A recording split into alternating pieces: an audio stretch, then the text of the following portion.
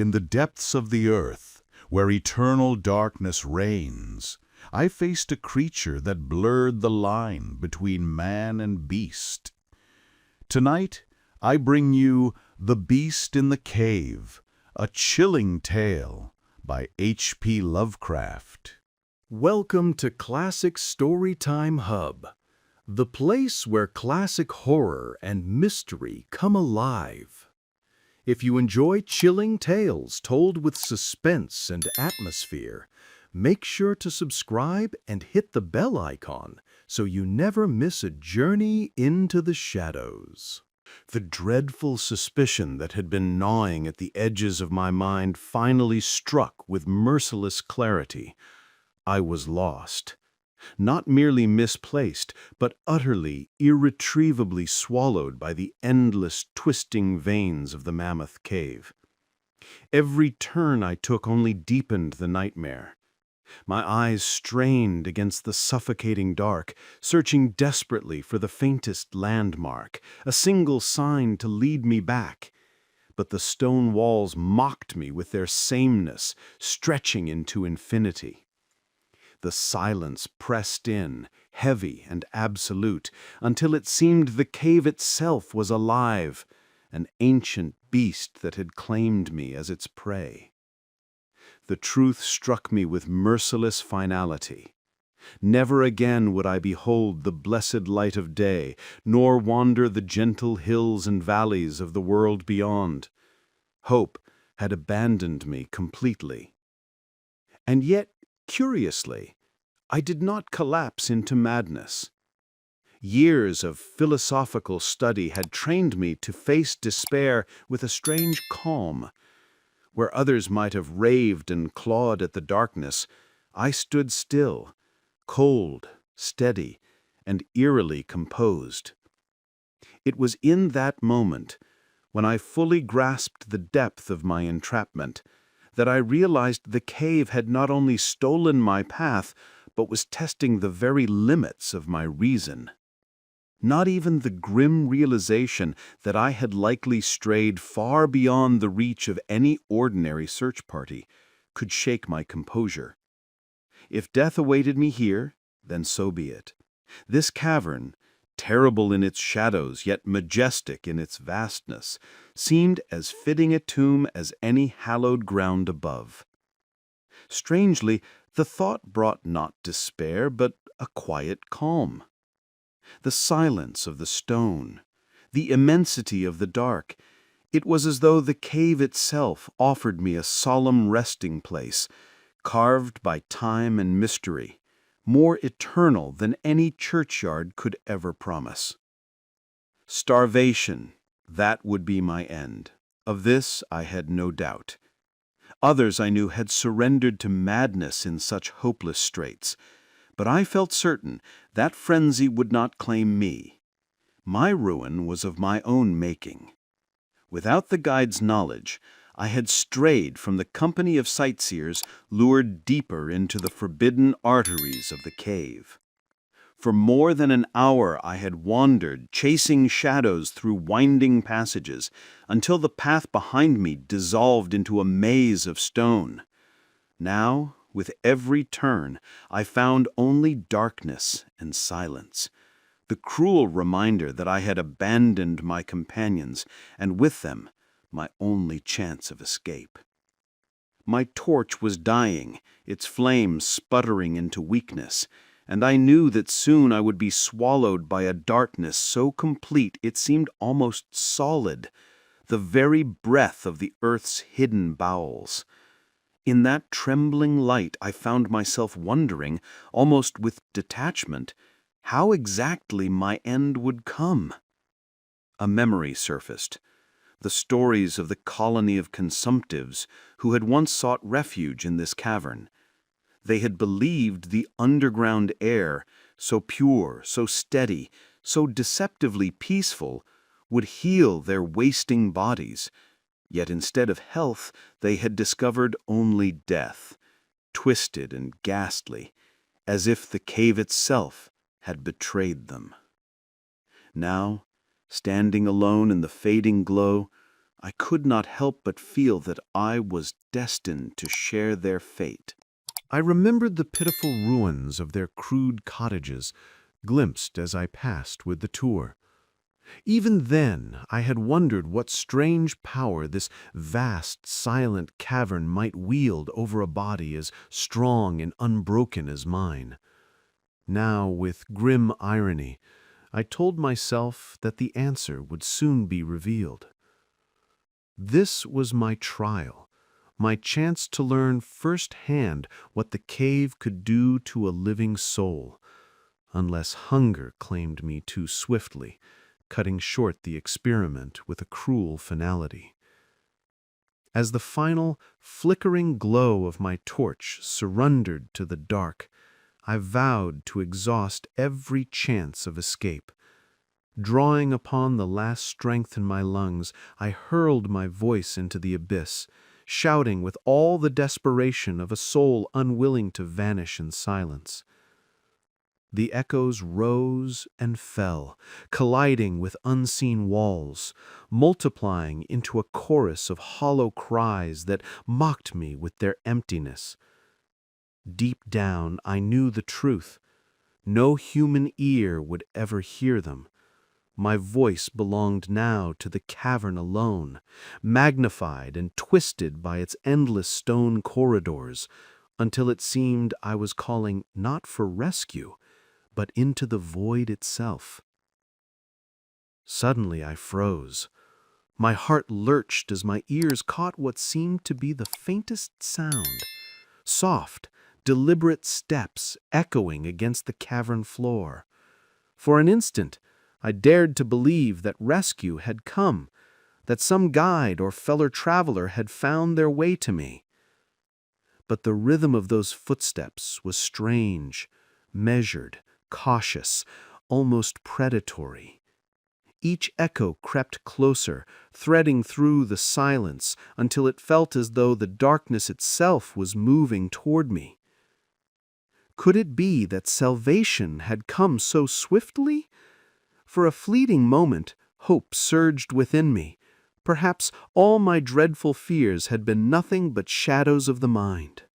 Perhaps the guide, realizing my reckless absence, had traced my path into this labyrinth of stone and was even now drawing near. Yet, even as the thought took shape, doubt gnawed at its edges.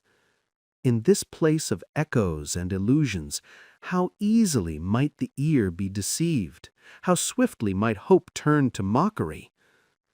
Even as hope surged, and I prepared to call out again, eager to hasten the approach of what I believed to be my rescuer, the sound struck me with a chilling revelation.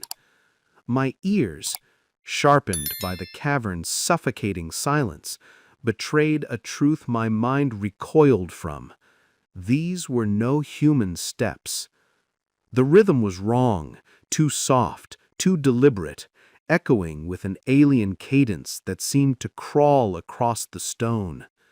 In an instant, my joy curdled into dread, and I understood with dreadful clarity that whatever moved toward me in the dark was not of mortal kind. In the unnatural stillness of that subterranean world, the step of a booted guide should have cracked like a hammer against stone, sharp, decisive, impossible to mistake.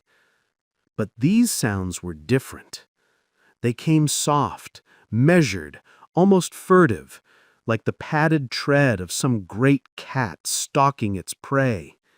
And then, as I strained to follow the echoes, a deeper horror took hold. The rhythm was wrong. Not 2 footsteps, but 4, falling in a pattern that chilled me to the marrow. Whatever approached me in that abyss was not man. By now, I was certain. My desperate cries had awakened something in the dark. Some wild beast, perhaps a mountain lion, must have strayed into the cavern's depths, drawn to me as prey. A grim thought crossed my mind. Perhaps Providence itself had chosen for me a swifter, more merciful end than the slow torture of starvation. Yet, even as I weighed this fate, the primal spark of survival flared within me. The instinct to resist, to fight, refuse to die. If I could not escape the approaching terror, then I would at least meet it on my own terms. Whatever creature stalked me through the blackness, it would not find me an easy victim. I resolved to sell my life dearly, to make my final stand with every ounce of strength I still possessed. Strange though it may sound, I could imagine no purpose in the intruder's approach except hostility. A primal certainty told me it came as an enemy. Instinctively, I stilled myself, scarcely daring to breathe. If silence had robbed me of my bearings, perhaps it might also confound the creature. So I waited, rigid and voiceless, praying that in the absence of sound to guide it, the thing would wander astray in the same bewildering darkness that had ensnared me and pass me by unseen. But that fragile hope was doomed to vanish. The footsteps did not falter. They drew nearer, steady and relentless. Whatever stalked me had found my scent, and in this air, stripped of every distraction, the trail must have been as clear to it as a beacon in the dark. The silence of the cavern betrayed me, carrying my presence across vast, unseen corridors, until I knew with dreadful certainty the creature was closing in, guided unerringly toward me through the black maze. Realizing at last that I must prepare for a struggle in the dark against some unseen and unnatural foe, I reached down and felt blindly among the scattered fragments of stone that littered the cavern floor. My hands closed around two jagged rocks, primitive weapons, yet the only defense left to me. Clutching them tightly, I steadied myself, every nerve braced for the inevitable clash. The silence pressed in, broken only by that dreadful sound, the soft, relentless patter of paws drawing ever closer, echoing through the blackness like the drumbeat of approaching doom. The creature's movements were unnerving in the extreme. Most often, its tread echoed like that of a four-footed beast, yet the steps fell with a strange unevenness, as though its limbs were out of harmony with one another. And then, at rare intervals, the sound shifted, no longer four, but two deliberate footfalls, as if something half beast, half man, stalked me through the dark. I strained to imagine what manner of being could approach me in such a way. Perhaps, I thought, it was some wretched animal that had once strayed into this cavern, lured by curiosity, and had been condemned ever since to wander its endless stifling passages, a prisoner of the grotto, twisted by its eternal night. No doubt the creature had long sustained itself on the blind fish, the bats and the rats that haunted these depths. Perhaps even on the ordinary fish swept in from the green river, whose hidden channels fed the cavern in ways no man could fully explain. As I kept my dreadful vigil, my mind turned to grotesque imaginings of what such a life might have done to its form. What horrors might endless darkness carve into flesh and bone? I recalled the ghastly tales of the consumptives who had once sought refuge here, only to emerge, before death claimed them, bearing shapes and visages so altered that local legends still whispered of their monstrous appearance. Then it struck me with sudden horror. Even if I managed to strike down my unseen foe, I would never know its form. My torch had long since guttered out, and I carried no matches to summon even the faintest spark. The strain upon my mind grew unbearable. In the suffocating dark, my imagination betrayed me, conjuring monstrous shapes that slithered and loomed just beyond sight. The blackness itself seemed alive, pressing in upon me, wrapping me in its dreadful weight until I could scarcely tell where my body ended and the void began. Nearer and nearer the dreadful footsteps crept, each one striking terror deeper into my soul. A scream clawed at my throat, but my voice betrayed me, frozen, strangled by fear. I stood transfixed, as though the very stone of the cavern had claimed me for its own. My right arm, clutching its jagged weapon, felt heavy and unresponsive, as if it too had succumbed to the paralysis of dread. I could not be certain it would obey me when the moment of reckoning came, and still the sound advanced, steady, merciless, until it seemed the darkness itself was marching to meet me. The steady pat, pat of its approach was now upon me, so near I could hear the harsh, ragged pull of its breath. Terror gripped me, yet even through my dread I understood. The creature had come from far off, and its labored gasps betrayed exhaustion from the long pursuit. And then, in an instant, the paralysis shattered. The spell that bound me in silence and fear broke like glass, and I felt my body surge with sudden, desperate resolve. The moment of confrontation had arrived. Guided only by my sharpened sense of hearing, I hurled the jagged fragment of limestone with all the force my arm could muster, aiming at the spot where the breathing and the dreadful pattering converged. To my astonishment, the missile nearly struck true. I heard the creature leap aside, its body landing heavily at some distance, where it halted in silence, as though weighing its next move. The darkness between us seemed to throb with menace, and I knew the contest was far from over. I steadied my aim and hurled the second stone with all the force left in me. This time the strike was true.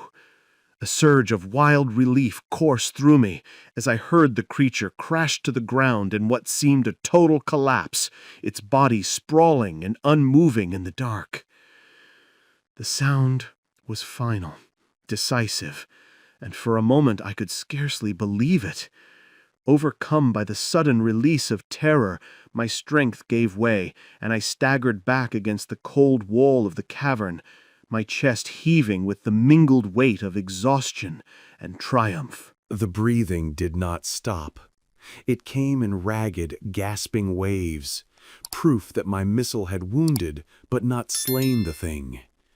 A shudder passed through me as I realized the truth. It still lived, sprawled somewhere in the blackness. Yet in that moment, all will to finish the task deserted me.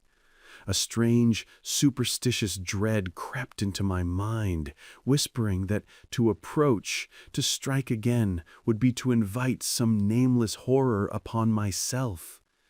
So I stood frozen, clutching my stones, but made no move to advance. I dared not even test the silence with another throw. The creature lay unseen, and I, paralyzed by fear, let it be. In blind panic I fled, racing through the blackness in what I could only hope was the path of my return. My footsteps thundered in my ears, yet above them another sound emerged, at first faint, then unmistakable. It was no random noise, but a steady rhythm, a succession of sharp metallic clicks that cut through the silence like the striking of iron upon stone. My heart froze. This time there could be no mistake. Something unnatural was moving in the dark, and it was close. It was the guide. In that instant, terror gave way to rapture, and I cried out, shouting, screaming, shrieking with a joy so fierce it seemed to tear itself from my very soul. Above me, in the vaulted arches of stone, I caught the faint shimmer of light, the blessed reflection of a torch drawing near. I stumbled forward, half mad with relief, running toward the flare as though it were salvation itself. and before I could even comprehend what had passed, I was on the ground at the guide's feet, clutching at his boots, babbling incoherently like a man delivered from the grave. Despite all my vaunted composure, I broke down in the most pitiful fashion, babbling out my dreadful tale in a torrent of half-coherent words, smothering my rescuer with frantic thanks. Only after some moments did my senses return, and I began to recover a semblance of calm. The guide, I learned, had marked my absence when the party reached the cave's entrance. Trusting his uncanny instinct for direction, he had searched the branching passages near the spot where last he had spoken to me. For 4 long hours he pressed on through the labyrinth, until at last his persistence brought him to my side. By the time the guide had finished recounting his search, I felt a new strength rising within me, kindled by the steady glow of his torch and the comfort of his presence. My thoughts turned once more to the strange creature I had struck down in the dark, and with a mixture of dread and curiosity, I proposed that we discover, by the light of his lamp, what manner of being had been my foe. Thus, with a courage born of companionship, I retraced my steps through the winding passages, back toward the place of my dreadful encounter. Each echo of our footfalls seemed to summon the memory of that terror, yet now, with light at my side, I pressed forward to face the truth of what I had wounded. At last, our eyes caught sight of a pale shape upon the cavern floor, so ghastly white it seemed to outshine even the gleaming limestone around it. We slowed our steps, advancing with the utmost caution, until the thing lay fully revealed before us. In that instant, a cry of astonishment escaped us both, for never in all our lives had we gazed upon a creature so unnatural, so utterly estranged from the order of the living world. It was a vision of horror beyond imagining, an abomination that surpassed every monstrous tale whispered in the dark. Before us lay what seemed an enormous anthropoid ape, a monstrous figure that might once have belonged to some wandering menagerie, now transformed by ages of confinement in the cavern's eternal night. Its hair was ghastly white, bleached by the merciless darkness, and so thin across its body that the pallid skin showed through in patches. Only upon its head did the growth remain abundant, cascading in long, tangled locks that spilled over its shoulders in ghostly profusion, like the mane of some spectral beast. The creature lay sprawled upon the cavern floor, its face pressed against the stone so that its features remained hidden from view. Yet its posture was grotesquely revealing. The strange angle of its limbs explained the uncanny gait I had heard in the dark, the shifting between 4-footed and 2-footed motion, as though it belonged to neither beast nor man, but something caught between. From the ends of its fingers and toes jutted long curved claws, thin and rat-like, glinting faintly in the torchlight. They seemed fashioned less for grasping than for rending, and their very sight filled me with a fresh wave of revulsion. Its limbs ended in crude extremities, neither hand nor foot fashioned for grasping. I could only conclude that this deformity was the result of its long imprisonment in the cavern's eternal night. The same unnatural existence had bleached its entire frame to a ghastly pallor, an unearthly whiteness that seemed less like the hue of flesh than the color of death itself. No tail marked its form. The creature was stripped of every vestige that might have tied it to the familiar order of beasts. What lay before us was something apart, something shaped by darkness alone. The creature's breathing had grown faint, each gasp weaker than the last. Seeing this, the guide drew his pistol, clearly resolved to end the wretched thing's suffering with a final shot. But before he could fire, a sound broke from the prone figure, A sound so strange, so utterly unlike anything either of us had ever heard, that the weapon slipped from his grasp, unused. It was no growl nor pry, nor any utterance of beast or man, but something between, a ghastly, unearthly tone that defied description, chilling us to the marrow and stilling every thought save horror. The sound was unlike the cry of any ape or beast known to man. Its very strangeness seemed born of silence itself, as though the creature's long exile in the cavern had robbed it of a natural voice, leaving only this warped and broken utterance. Perhaps it was the sudden shock of light, unseen since its first descent into the abyss, that had torn the sound from its throat. I could only describe it, feebly, as a kind of deep guttural chattering, low, halting, and unnatural.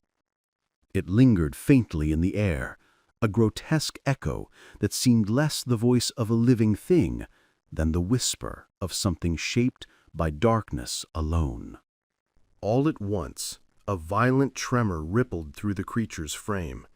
Its paws twitched in a ghastly convulsion, the limbs drawing tight as though seized by some final spasm of life. Then, with a sudden lurch, the pale body rolled over, and its face was turned toward us at last. For a heartbeat, I could see nothing but the eyes, two pits of jet black, bottomless and gleaming with a dreadful vitality. Their hideous contrast to the corpse-like whiteness of hair and flesh struck me with such horror that every other detail of its visage was lost. Those eyes alone seemed to burn through the darkness, a vision I knew would haunt me forever. Like the other denizens of the cavern, its eyes were sunken deep within their sockets, stripped of iris and gleaming with a blank, inhuman darkness. Yet as I studied the face more closely, I saw with a shudder that it was not wholly simian. The features were less brutish than those of an ape, the contours disturbingly nearer to those of man. Its skin was almost bare of hair, save for the ghostly mane that crowned its head, and the nose stood out with unsettling clarity. Then, as we stared in horrified fascination, the thick lips parted. A few broken sounds escaped, neither speech nor cry, but something caught between, before the pale form slackened, its final breath spent. In that moment, the cavern seemed to close in around us, and I knew we had looked upon a thing that should never have been. The guide seized my sleeve, his hand quivering so violently that the torchlight wavered and leapt across the cavern walls, painting them with grotesque, shifting shadows. The whole chamber seemed alive with their restless dance. I did not stir. Rooted to the spot, I stood rigid, every muscle locked, my gaze transfixed upon the floor before us. Horror held me fast, and I could not tear my eyes away from the dreadful sight that awaited in the circle of trembling light. In that instant, the terror drained from me, replaced by a flood of awe, pity, and a reverence too deep for words. For the sounds that issued from the dying figure upon the limestone floor had revealed the dreadful truth. The thing I had struck down, the pale horror of the cavern, the monstrous denizen of eternal night, was no beast at all. It was, or had once been, a man. What do you think? Was this truly a beast, or a man consumed by darkness? Share your thoughts in the comments. And if you enjoyed this tale, don't forget to like the video and subscribe for more stories that haunt the imagination.